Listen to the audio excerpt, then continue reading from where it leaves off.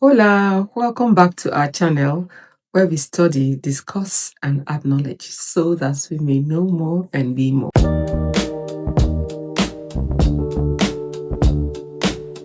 If this is your first time here, thanks for stopping by.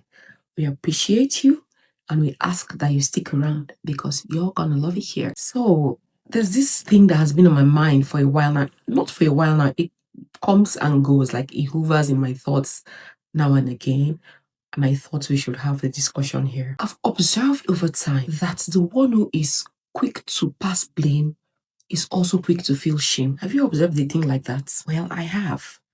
I noticed that some people that I know personally actually pass blame as a habit. It's like a default before they even have a chance to think about the thing that has occurred and what just happened. They're pointing a finger. Someone just has to take the fall for it.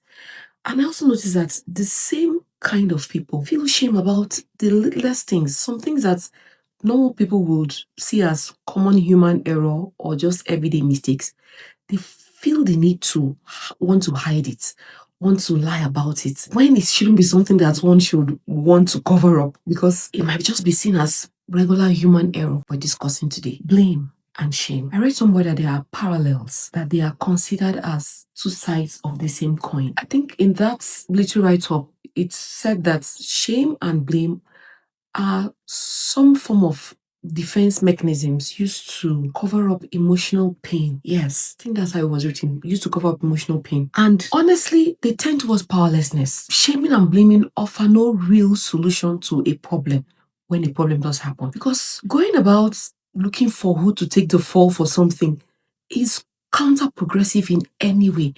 And even blaming oneself for something that has happened is counterproductive. It doesn't bring any real solution to a situation that one is facing at a given time. Some people are just prone to blaming. Someone has to take the fault. It's their parents or their spouse or their children or their siblings or the rain or any weather or elements that comes to mind at the time when this thing happens. And if they find nothing or no one to blame, they blame themselves. They do not believe that things can happen without something being the cause of it, whether morally or intentionally.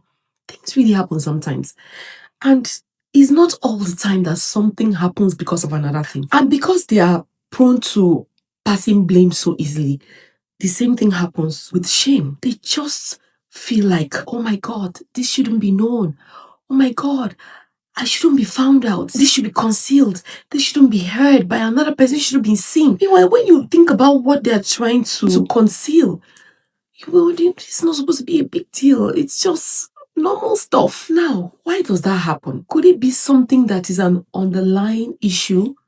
Honestly, I'm not a psychologist, so I can't speak strongly on that, but I've noticed that is a pattern with some people. Blame or shame is one or the other, and they go hand in hand. That could be why they're considered to be parallels. So here's the thing. That defense mechanism has to come to play automatically like a default when something happens.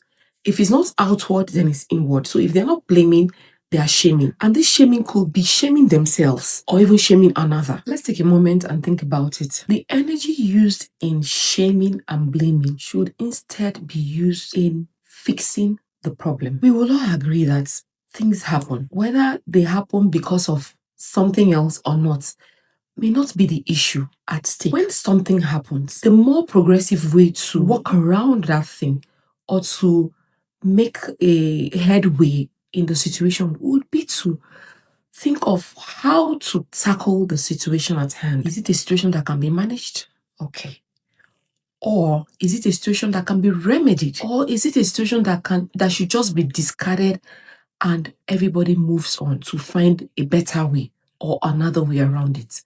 That's a more progressive way to approach a situation, because looking for who to pin it on, whether pinning it on someone else or on oneself, really does not help anybody or anything. Looking for a way to shame someone else or shame oneself really does not bring any solution.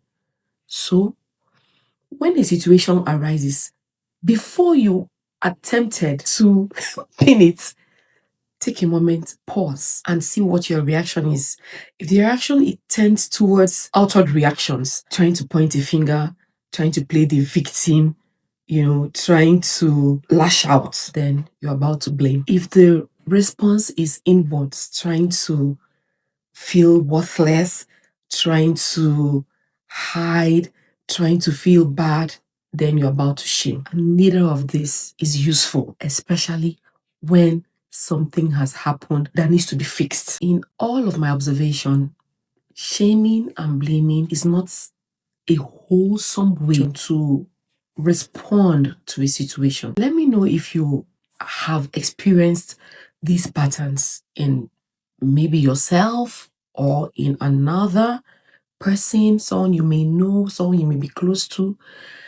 And how would you want to tackle it going forward? If this conversation has helped you, share it with the person you have in mind or apply it to yourself. And also share with us in the comments if there are ways that you think that are more progressive in handling a situation other than blame or shame. Just might be helping someone else. For me, if I notice such a thing about to happen with me, I do my best to call myself to order, because honestly, it's useless. I don't want to be the one who passes blames, and I don't want to be the one who shames another. So I try to be mindful of how I respond. I also try to make sure that if I'm not doing it to another person, I shouldn't be doing it to myself. So I don't want to blame myself and I don't want to shame myself. All I want is how to make progress in a situation so that there is a solution and not an escalation of the problem. Anyway, that will be all for today. Let's keep the discussion going in the comment section. Please share with us your own 2 cents about shaming and blaming, the parallels that are two sides of the same coin. So, see you again same time next time for another rich and wholesome discussion that will help us know more and be more. Until then, adios for now.